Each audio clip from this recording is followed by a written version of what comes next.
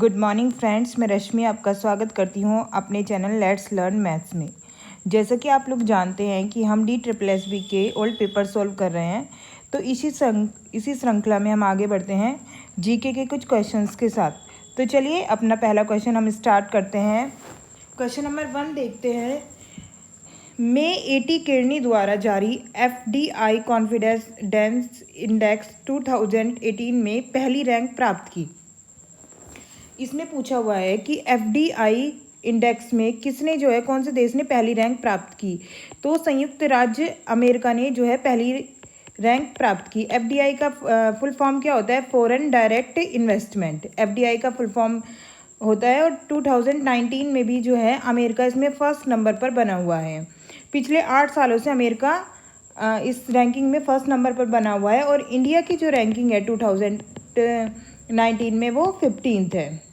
तो चलिए आगे चलते हैं। निम्नलिखित में से किसने पंचायतों की वित्तीय स्थिति की समीक्षा के लिए वित्त आयोग का गठन किया था? तो ये किया था गवर्नर ने। चिल्का झील किस राज्य में स्थित है? चिल्का झील ओडिशा राज्य में स्थित है। मानव संसाधन विकास HRD भारत सरकार ने जनसंपर्क का प्रयोग करके उच्च शिक्षा निकायों के ऑनलाइन व्यावसायिक विकास की पहल की शुरुआत की। तो कितनी शिक्षा निकायों में? 1.5 मिलियन। तो HRD मानव संसाधन विकास मंत्रालय का नाम अब चेंज करके क्या रख दिया गया है? Ministry of education. यह शिक्षा मंत्रालय इसका नाम कर दिया गया है। और इसके अध्यक्ष आप जानते हैं कौन है? रमेश पोखरियाल निशंक। कौन है? रमेश पोखरियाल निशंक। चलिए आगे चलते हैं। 2017 में विश्व के शीर्ष सैन्य व्यय करने वालों की सूची में भारत द्वारा प्राप्त की गई रैंक क्या थी? तो भारत द्वारा प्राप्त की गई रैंक थी 2017 में 5th। अब जो है भारत 4th नंबर पर है। और फर्स्ट नंबर पर कौन है? फर्स्ट पर है अमेरिका। आगे चलते हैं। निम्नलिखित में से किसने 1893 में USA के शिकागो में आयोजित विश्व धर्म महासभा में प्रसिद्ध भाषण दिया था? तो ये सब आप जानते ही होंगे कि स्वामी विवेकानंद जी ने दिया था। और ये रामकृष्ण मिशन की भी जो है इन्होंने स्थापना की थी। आगे चलते हैं। निम्नलिखित में से कौन सा दहन की प्रक्रिया में मदद करता है? मतलब जलने के लिए क्या आवश्यक है? तो जलने के लिए O2 मतलब ऑक्सीजन आवश्यक है। राष्ट्रमंडल खेल 2018 में भारत द्वारा जीते गए पदकों की कुल संख्या क्या है? तो ये 66। अब जो है राष्ट्रमंडल खेल जो है 2022 में दोबारा से आयोजित किए जाएंगे। आधार अधिनियम किस वर्ष लागू किया गया था? तो आधार अधिनियम 2016 में लागू किया गया था। ये यूनिक आइडेंटिटी से रिलेटेड जो है, आप जानते हैं कि आधार कार्ड बनाए गए थे कि हर इंसान की जो है हर भारतीय की एक यूनिक आइडेंटिटी हो। मोहिनीअट्टम मोहित कर लेने वाला एक पारंपरिक नृत्य है जो भारत के राज्य से आरंभ हुआ। तो मोहिनीअट्टम कौन से राज्य से आरंभ हुआ? ये केरल से हुआ। तो ऐसे ही हर एक स्टेट के भारत में जो है अलग अलग जो है पारंपरिक नृत्य है, लोक नृत्य है। तो तमिलनाडु का जो पारंपरिक नृत्य है वो है कुरवंजी और कोलट्टम। गुजरात का आप जानते हैं कि गुजरात में गरबा खेला जाता है। और गरबा में क्या शक्ति की पूजा होती है गरबा में। और कर्नाटक का भी आप जानते होंगे, यक्षगान है जो मेन इसका पारंपरिक नृत्य है। और गुल्लू कनिथा भी जो है कर्नाटक से रिलेटेड है। आगे चलते हैं। उन देशों और क्षेत्रों की संख्या कितनी है जहां यूनिसेफ अपना काम करता है? तो 190 देशों से ज़्यादा देशों में जो है यूनिसेफ अपना काम करता है। यूनिसेफ किससे रिलेटेड है? यूनिसेफ उन बच्चों की क्योर करता है एक तरीके से जो बच्चे डिसएडवांटेज होते हैं, मतलब जिन्हें फूड वगैरह जो है प्राप्त नहीं हो पाता। तो उससे रिलेटेड किशोर बच्चों से रिलेटेड और छोटे बच्चों से रिलेटेड जो है यूनिसेफ काम करता है। आगे चलते हैं। ओलंपिक खेलों के एक संस्करण में भारत द्वारा जीते गए पदकों की सबसे अधिक संख्या क्या है? तो ओलंपिक खेलों में सबसे ज़्यादा जो है 6 पदक भारत ने अब तक जीते हैं। आप सब जानते होंगे कि 1896 में जो है एथेंस में सबसे पहले ओलंपिक खेलों की शुरुआत हुई थी।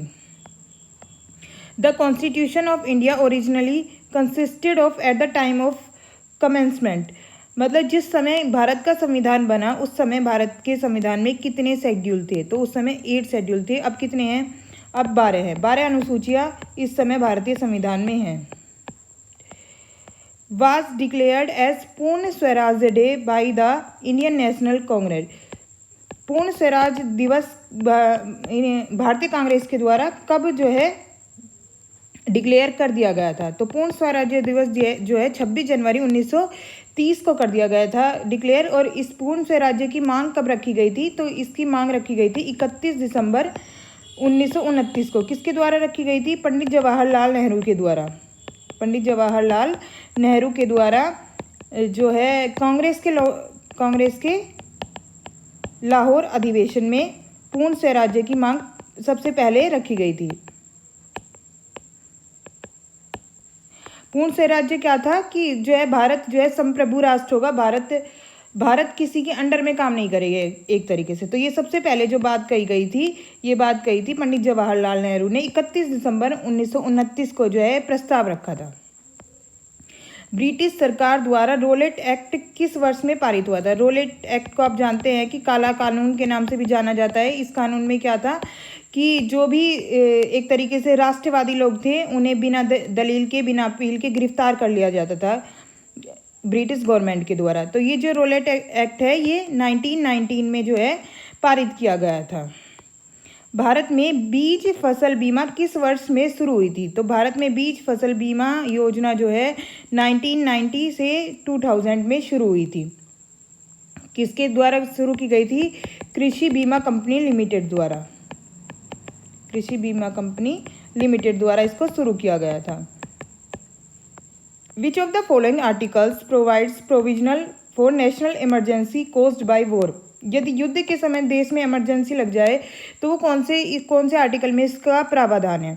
तो आर्टिकल 352 में जो है इसका प्रावधान है। आप जानते हैं कि जो इमरजेंसी से रिलेटेड जो आर्टिकल्स है भारतीय संविधान में वो एक तो 356 है। 356 क्या है कि यदि राज्य में अव्यवस्था फैल जाए तो राष्ट्रपति जो है राज्य के शासन को संभाल लेगा। और एक जो है 360 जो है वित्तीय आपातकाल से रिलेटेड जो है आर्टिकल है। वित्तीय आपातकाल आप जानते हैं कि भारत में अब तक एक बार भी वित्तीय आपातकाल नहीं लगा। आर्टिकल 324 किससे रिलेटेड है? आर्टिकल 344 रिलेटेड है राजभाषा के संबंध से। राजभाषा के संबंध से। तो वार के समय जो इमरजेंसी लगेगी देश में वो किस आर्टिकल में निहित है? आर्टिकल 352। सांची के महान स्तूप कौन से राज्य में है? तो ये मध्य प्रदेश में है।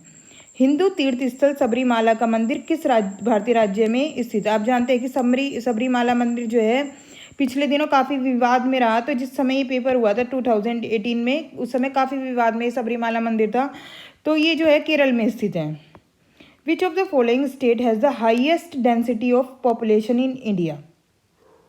इसमें जो है जनसंख्या घनत्व जो है इंडिया के कौन से राज्य में, जो ये 4 राज्य लिखे गए हैं इन सब में सबसे ज़्यादा जो जनसंख्या घनत्व है वो कौन से राज्य में है? तो बिहार में आप जानते होंगे कि 1106 व्यक्ति पर किलोमीटर निवास करते हैं। केरला में 860 और यूपी में 829 और तमिलनाडु में 555। तो आप देख सकते हैं कि 1106 जनसंख्या घनत्व बेसिकली होता क्या है कि प्रति वर्ग किलोमीटर जगह पर कितने व्यक्ति निवास करते हैं।